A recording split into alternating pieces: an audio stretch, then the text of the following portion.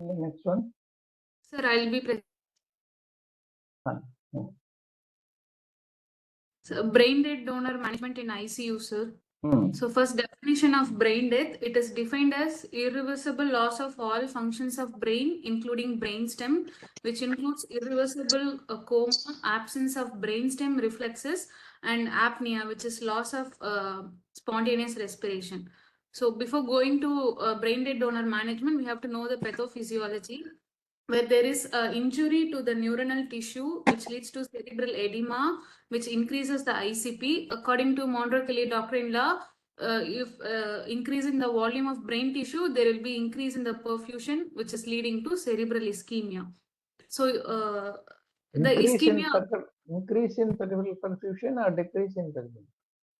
Decrease in the cerebral perfusion. Decrease. Which leads to ischemia.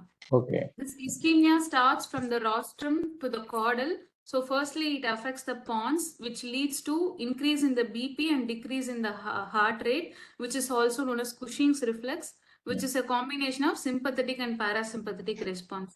Then ischemia to the medulla, which also involves the vagal nuclei. So which leads to an increase in the BP, increase in the heart rate, which is the adaptive response to maintain the cerebral perfusion.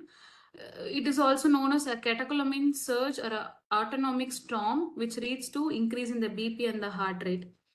Then ischemia to the spinal cord lead to deactivation of the sympathetic outflow, which leads to vasodilation and decrease in the BP, leading to hemodynamic instability.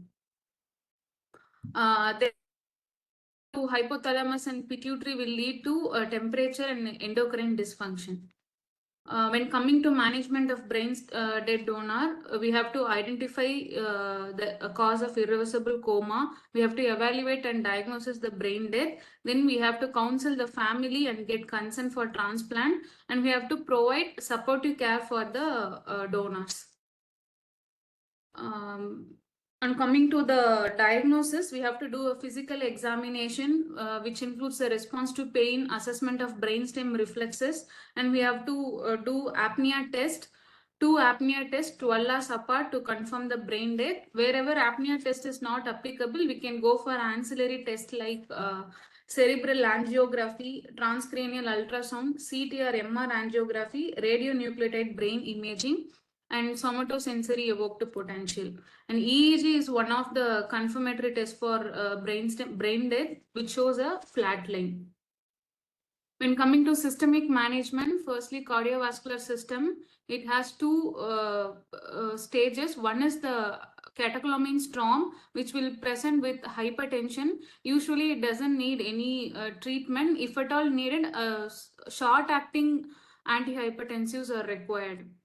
Then the stage 2, which is hypotension, which can be due to many causes, like because of diuretics we use like mannitol. It can be because of osmotic diuresis, could be because of diabetes insipidus, hypothermic cold diuresis, inadequate fluid resuscitation, or ongoing bleeding also. So we have to rule out the cause for hypovolemia, and the first line of management for hypovolemia is fluid replacement. And it is the fluid of choice is usually 0.9% NaCl, which is isotonic, 20 to 30 ml per kg as a bolus dose. Also, the fluids can be chosen based on the electrolytes and the blood glucose value of the patient. If the patient has hypernatremia, we can go for half normal saline or 5% dextrose. Colloids can be used as a bolus infusions for acute hemodynamic instability. And we have to transfuse blood if the hematocrit falls below 30%. And the goals are mean arterial pressure should be at least 60 millimeters mercury. Urine output should be 1 to 3 ml per kg per hour. And we have to do a bedside echo 12 to 24th hourly. Even after giving the fluid administration, if the patient still has hemodynamic instability, we have to go for a vasopressors or inotropes. The drug of choice is vasopressin at a dose of 0.5 to 4 units per hour to maintain the hemodynamics. Other drugs like dopamine, dobutamine, noradrenaline can also be used. And we have a target like a rule of 100, which says systolic blood pressure should be more than 100 millimeters mercury, urine output should be more than 100 ml per hour, and PaO2 should be more than 100 millimeters mercury, hemoglobin concentration more than 100 gram per liter, and blood sugar should be average of 100 milligram per deciliter.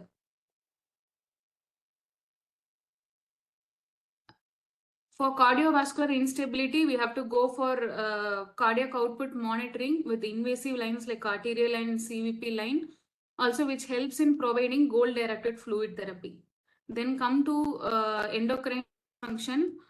The common problems in endocrine are diabetes insipidus, hypothyroidism and hypocortisolism, and abnormal glycemic ranges.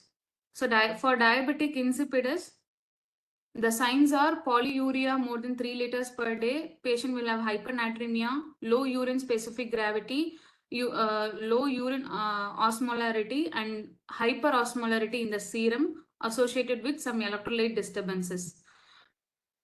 Diabetic insipidus, and it should be managed by replacing the volume. It is the first step by giving a balanced salt solution. And if the patient has hypernatremia, that is if sodium level more than 155 milliequivalents per liter, we have to go for half normal saline or 5% dextrose. If the patient is presents with only diabetic insipidus, we can use desmopressin 1 to 4 mics loading dose, then repeated every 6th hourly. If the patient presents with DI with hemodynamic instability, then the drug of choice is vasopressin at a dose of 0.5 to 2 units per hour. Then thyroid hormone deficiency, usually patients in ICU will have a pseudo hypothyroidism, which is sick euthyroid syndrome, where all the T4s are converted to reverse T3. Usually it is not a routine to replace thyroid hormone, but if the patient is presented with hemodynamic instability, we can consider replacing the thyroid hormone.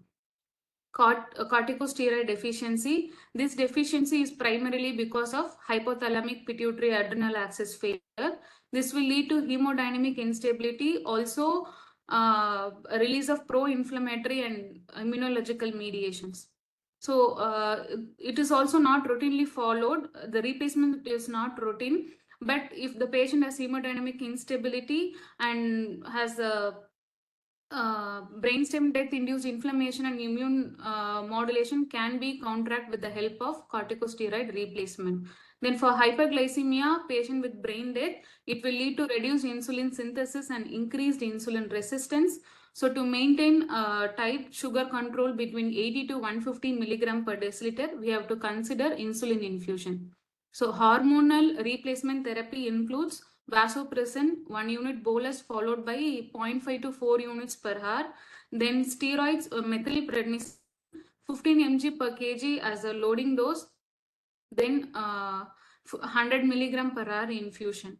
Insulin infusion based on the blood sugar level to maintain between 80 and 150 milligram. Thyroid replacement T4 20 mics IV bolus followed by 10 mics per hour. T3 4 mics bolus followed by 1 to 2 mics per hour. Then comes to the respiratory system. The cause of pulmonary edema could be neurogenic, cardiogenic, also because of this catecholamine storm leading to inflammatory acute lung injury. Other causes for respiratory problem are chest trauma, atelectasis, aspiration, nosocomial pneumonia. Management is based on lung protective ventilation, where the tidal volume is 6 to 8 ml per kg, PEEP of about 8 to 10 centimeters of water. We have to use closed circuit for tracheal suction, alveolar recruitment maneuvers for atelectasis, and we have to provide continuous positive airway pressure even during apnea test. Target for respiratory system are pH of 7.35 to 7.45, PaO2 above 100 millimeters mercury with minimum FiO2, oxygen saturation of more than 95%, and PaCO2 is to be between 35 to 40 millimeters mercury. When it comes to renal system, renal damages are majorly by pro-inflammatory and the pro-coagulatory effect, and also because of this hemodynamic instability will lead to renal ischemia. Appropriate fluid management and maintaining renal perfusion is important. Then hypothermia can be because of a loss of thermoregulation because of brain death, reduced metabolic rate, excessive heat loss, loss of protective mechanisms such as vasoconstriction or shivering. Also, exposure to administration of this cold IV fluid resuscitation will lead to hypothermia. It will lead to cardiac dysfunction, arrhythmia, coagulopathy, and so we have to maintain the temperature at least a normothermia at around 35.5 degrees Celsius. For maintaining the temperature, we have to do surface warming and active warming using warming blankets, fluid warmers, heated humidifiers, warm IV fluids, and we have to adjust the ambient temperature. When it comes to blood, anemia can be because of ongoing bleeding, coagulopathy, and this fluid administration. We have to maintain the hematocrit of at least 30%. If the hematocrit falls below 30%, we have to transfuse with packed red cells. Coagulopathy should be corrected with blood products. Infection management, if the patient is hospitalized for more than 3 days, we have to send for blood culture, tracheal suction culture, urine culture, and we have to treat the donor if the cultures are positive based on the pathogen specific antibiotics. And if the patient has bacteremia or sepsis, we have to intimate the transplant team regarding the positive cultures. Nutrition, we have to continue enteral feeding to maintain adequate nutrition in potential donors, which helps in providing beneficial effects for organ functioning. Other general measures are maintaining hand hygiene, invasive line monitoring, nasogastric tube insertion, Foley's catheter insertion, head end elevation of 30 to 40 degree elevation, frequent change in the body position, prophylaxis for DVT, pneumatic compression devices, eye care, taping of eyelids, frequent airway suctioning, stress ulcer prophylaxis, and broad spectrum antibiotics. Thank you, sir. Very good. Excellent. So that covers an entire spectrum of all the systems that have been to be taken care of. And this sort of care is given to which sort of brain dead donor? I mean, brain dead patient who is willing to donate organ. Okay. Yes, sir. On the contrary, if the relatives are not willing for donation, you just do the routine thing. Don't take this much of care because you know it is an irreversible and a lost case. So we don't give this much attention to every system to correct each and every problem. Okay. Yes. So this brain dead patient care is mainly done for those who are willing to donate their organs to help other people who are in need of it. Okay, those people, for a good functional outcome of those organs which are going to be harvested and then implanted into or transplanted to some other patients, we have to maintain the milieu interior or the homeostasis as nearly as possible in a physiological level. And that is the reason why we are talking about each and every system, what are the changes that have to be taken care of. And you have nicely presented it by starting with the pathophysiology, explaining why these changes are happening and how each and every system have been to be taken care of. I will just give a very small presentation on these problems as a very abridged version and not talking everything elaborate like what we have done. So